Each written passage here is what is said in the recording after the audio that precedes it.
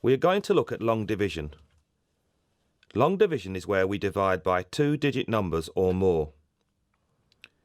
We will be dividing 535.5 by 21. The first thing we need to sort out is which number goes where in the division calculation.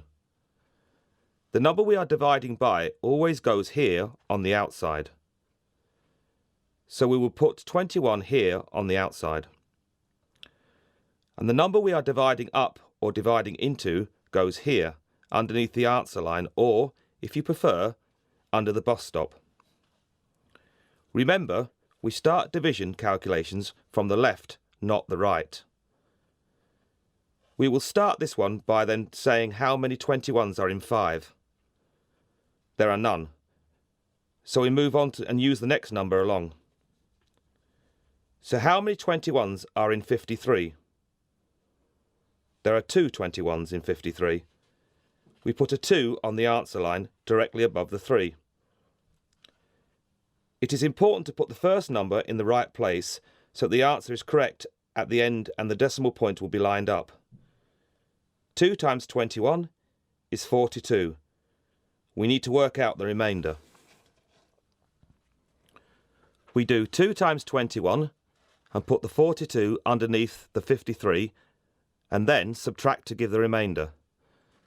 So 3 minus 2 is 1 and 5 minus 4 is 1.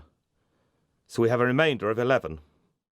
So 21 into 53 goes twice, remainder 11. Once we have the remainder here, we can bring down the next number. When we were doing short division, we would carry along to the next number. But with larger numbers, we need long division, and the next number is dropped down to the side of the remainder. So we will drop down the 5 to here, which gives us 115. So we now need to ask how many 21s go into 115.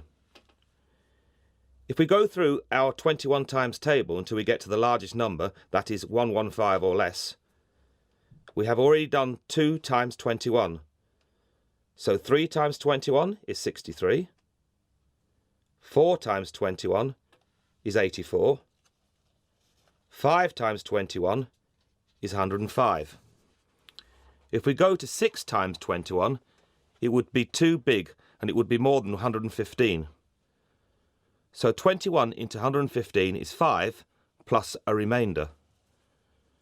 To work out the remainder, we do the same as before. We put the answer 5 on the answer line at the top. 5 times 21 is 105, so we put the 105 here, underneath the 115. Then we subtract. So 5 minus 5 is 0. 1 minus 0 is 1. And 1 minus 1 is 0. We don't need that 0, so we have a remainder of 10. We have now reached the decimal point in the calculation, so if we have lined the answer up correctly, which we have, the decimal point in the answer will go in directly above the decimal point below the line.